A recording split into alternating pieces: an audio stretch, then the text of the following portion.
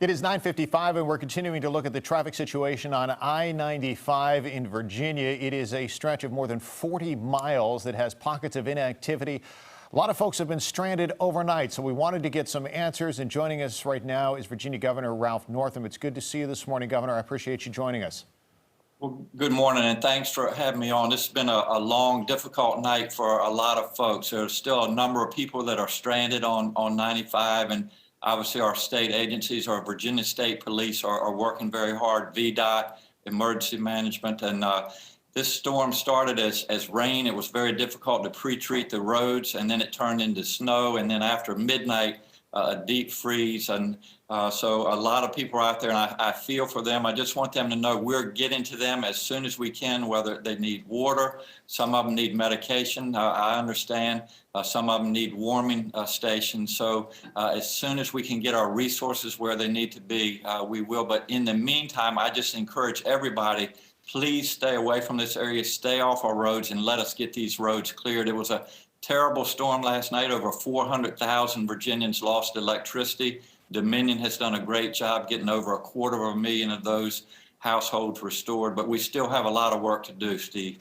Governor, I appreciate your words, as do many, I'm sure. But I do have to tell you, I can't tell you how many people I've heard from this morning that have been stuck in this, that have said, we haven't seen a truck, we haven't seen any police officers, we haven't seen anybody with water, with food, anybody that can help us out, as we've been stuck here in some cases since yesterday afternoon.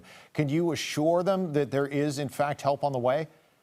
There is, Steve, and that's a great point you make. And I can promise you that if the resources haven't gotten to these individuals, they're working with someone else. And just as soon as they can get to them, they will.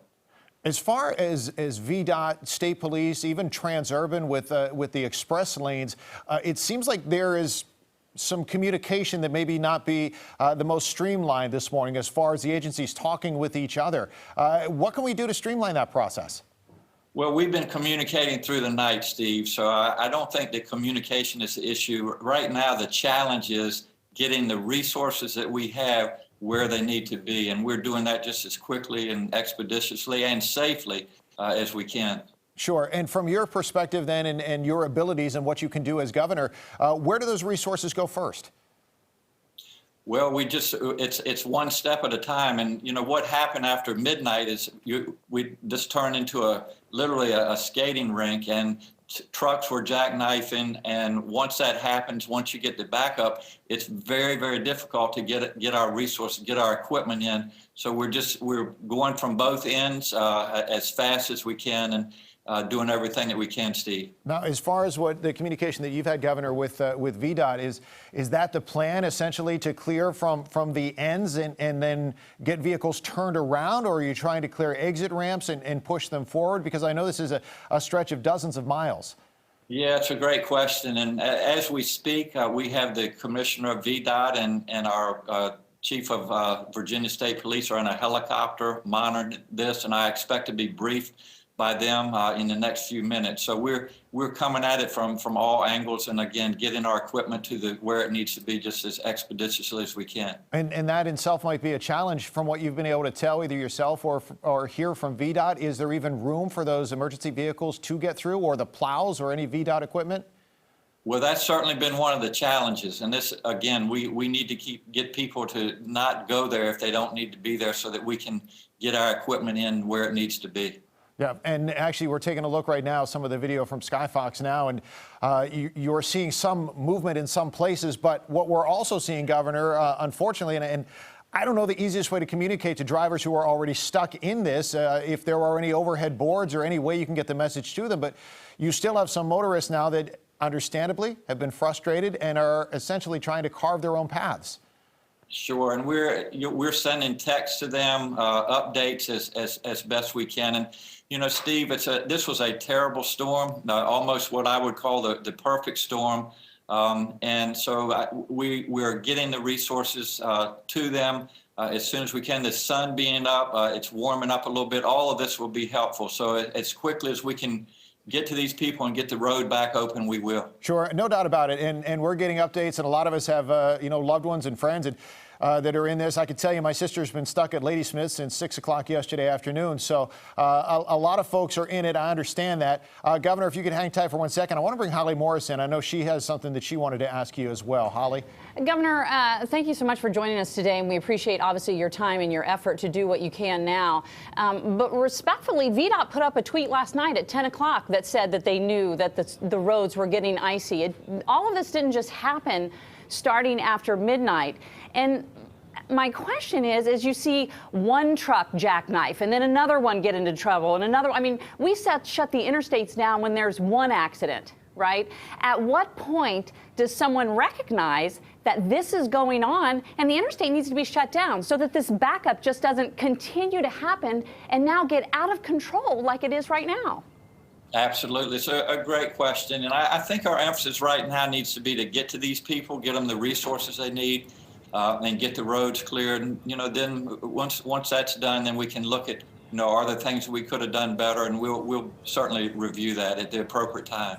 I mean, I think, is it fair to say, yes, this was a major storm, and we haven't had a storm like this in 3 years. But this wasn't just an act of God. This is a mismanagement of something that happened. I mean, we're not seeing this on 95 in Maryland. We're doing the best we can right now in a very difficult situation, and just again want to reassure people we're getting to them as soon as we can, and we'll keep them safe. That's our main priority right now, and then get Interstate 95 reopened. Do you have an answer as to why people are asking why it's taking so long to get these resources in place? Well, it's very difficult getting through some of this ice and snow, so it's a challenge. Do you know why they haven't opened up the express lanes? We are keeping those open for our emergency management. Again, we need to be able to get our resources in. Sure. And take care of the current situation before we open to the public. I understand. Well, for the people that have been stranded on the interstate for some now almost 24 hours, what would you say to them? Well, I'm sorry for what they've experienced over the night. We had warnings out, and just as I've done for COVID-19 and had press conferences every day and said, in the case of when we have these storms coming and we know there's going to be ice, if people do not need to be on the roads, they need to be home or somewhere else, because when everybody wants to get on the road, when these things are happening, these situations occur, unfortunately. Governor, when you go back and you look at this in review and you look for things that you can do better next time, I know one of the challenges with 95 is this is not just a Virginia roadway, and this is a holiday weekend. You have a lot of folks coming up from the Carolinas, from Georgia, from Florida, et cetera. Maybe the weather was better there. Maybe they didn't get all the news that Virginians got from you in anticipation of the storm. Is there a way to notify people more readily than if they are about to approach a situation like this? We'll certainly look at ways. Again, right now our priority is to get the resources where they need to be and make sure people are safe. Governor, a lot of people that we've heard from have said, we didn't know whether to turn our car off and preserve or leave it on because it's cold, because we just never dreamed it would last this long, right? And so now we have people that have run out of gas. Realistically speaking, how long until this is truly cleaned up? Are we talking about another whole day here? Well, we're not sure at this time. We'll give updates as needed through the day. And again, some of these things are difficult to predict, but I can tell you that there are a lot of people, whether it be the state police or emergency management or VDOT folks, they are working as hard as they can to get to people and to clear the roads. Do you have a timetable for the National Guard? We have the resources that we need right now. The National Guard is on standby, but we just need to be able to get our resources where they need to be. Right. And for people that are stranded there, what's the best way for them to get information out there? Is it via Twitter? Yes, I would say so, and if they can listen to the radio, I know some of the radio stations are giving updates as well. I've been on some of those already this morning. And of course, always Fox 5. We're doing our best to get the information to them and keep everybody safe as well. Thank you, Governor. Absolutely. Governor, we appreciate it. I obviously encourage you. I know you're in touch with VDOT, and I know you said that they, along with state police, have eyes in the sky right now from up above. I encourage you to keep an eye on the feeds from the choppers as well, because it's pretty easy to see the frustration playing out below you on the road. So hopefully you're able to pull all your resources together and get some help to those folks soon. Absolutely. I appreciate you all having me on this morning. All right, Governor, thank you very much. Governor Ralph Northam in Virginia, as we continue to try to find some answers for those folks. And we're hearing from you on Twitter.